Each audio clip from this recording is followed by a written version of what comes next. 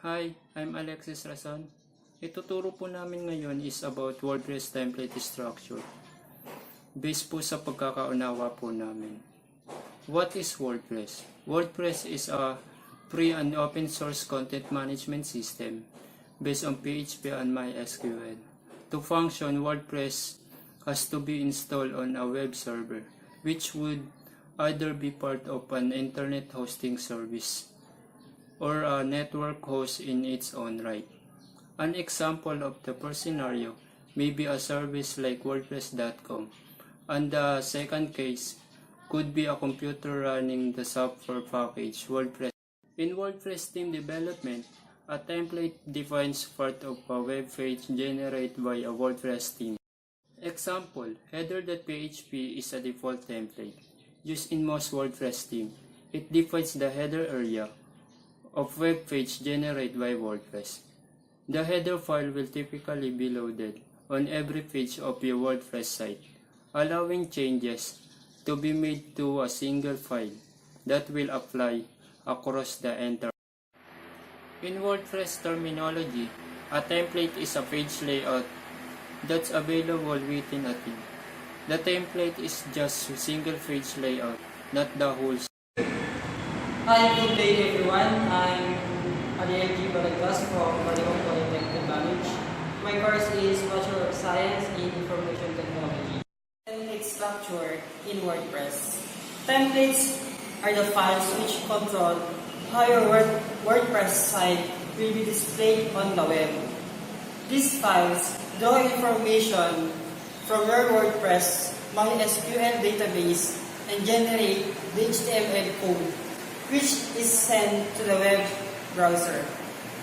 Through its powerful theme system, WordPress allows you to define as few or as many templates as you like, all under one theme. Each of these template files can be configured for use under specific situations. WordPress theme. Most WordPress themes have some default templates with code to generate HTML output for a particular section of a website. For example, this is main, header.php, footer.php, content.php, index.php, and sidebar.php. First, main.php or main, to display the main page of a website. And second, the header. What is the header.php? Displays the header section. Third, the sidebar. What is the sidebar.php? The sidebar.php is to generate HTML output for the sidebar section. Fourth, the footer. What is the footer.php? The footer.php is to display the footer, the section. Then the fifth, the theme functions. What is the theme function or functions.php? Customs, code, and functions to the use in a theme. Then next, the single post or the single.php displays the single post page. Then lastly, the comments. What's the comments.php? Comments.php is to display comments and comment form.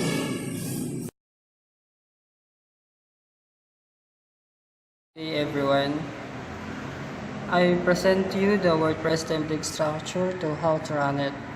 First, pakicopy po yung WordPress na file. Copy po natin. Then punta na po tayo sa drive C ng ating computer. Then drive C. Then kung ano po yung ginamit natin na database, for example po SAM or WAMP, punta po kayo doon. Ang ginamit po kasi namin ay WAMP server na database. So click po natin yung WAMP. Then kung ano po yung WAMP server na ginamit po natin na database, makiklik po yung www. Then yung kinabit po natin na WordPress kanina, i-paste lang po natin.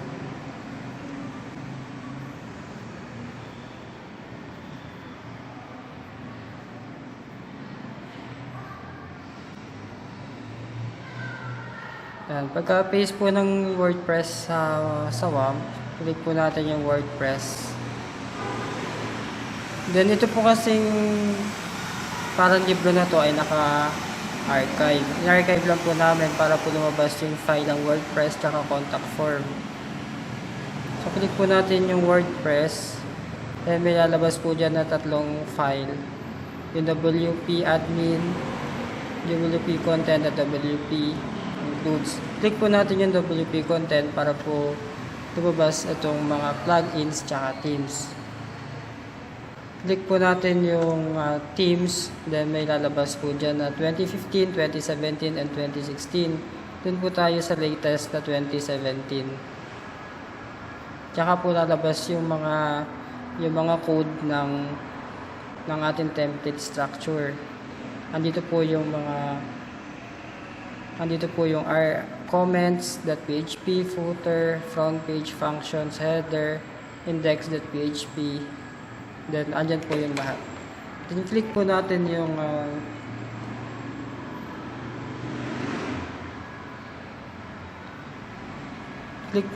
header.php. Open po natin siya. Yan. Lalabas po dyan yung code ng header.php. Tulad po na yung sabi ko kanina, ano po ba yung header.php? To displays the header section. Siya po yung nag-display ng header ng ating web page. Next po ay sidebar. Click po ulit natin yung sidebar.php na to. Lalabas po yung code. Open po natin. Yan. Yan po yung code ng sidebar.php. Tulad din po na sabi ko kanina, ano po ba yung sidebar.php?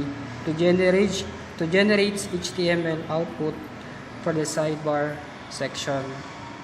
Okay, next po ay ang footer. Siyempre po, kung may header, meron pong footer. Click po natin yung footer.php. Then, lalabas din po yung code. Yan po yung code ng footer.php ng ating webpage. Ano po ba yung footer.php? Ito po yung to displays the footer section. Next po natin ay ang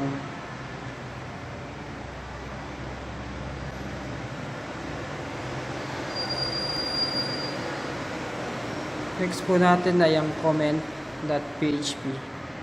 Comment.php, ganun po ulit. Open po natin. Yan po yung code ng comments.php. Ano po ba yung comments.php? Ang comments.php po ay to displays comments and comment form. So, ito po yung mga code ng comments.php. Ang next po natin ay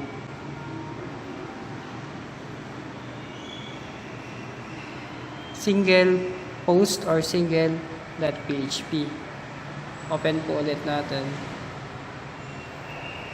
Yan po yung nalabas na code ng single post or single.php. Ano po ba yung single post or single.php? To displays the single post page. Yan po yung ginagawa ng single post or single.php na code po ng WordPress. Next po ay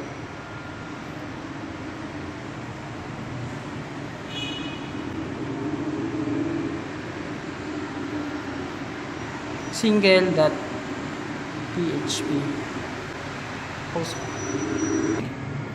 Okay, ang next po natin na open na code ay ito pong function.php. And yan po yung mga code ng functions.php. Ano po ba yung function.php sa ating WordPress template structure? Ang functions.php sa ating pong WordPress ay ito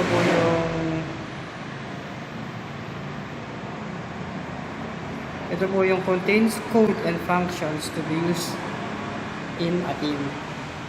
So ito pong lahat na to, ito pong header.php, ito pong sidebar.php, footer, comment, single, and functions. Ito po yung mga functions o mga theme sa ating WordPress template structure. So sana po makatulong po sa inyong pag-aaral ang aming mga ituturo sa inyo. Maraming salamat po.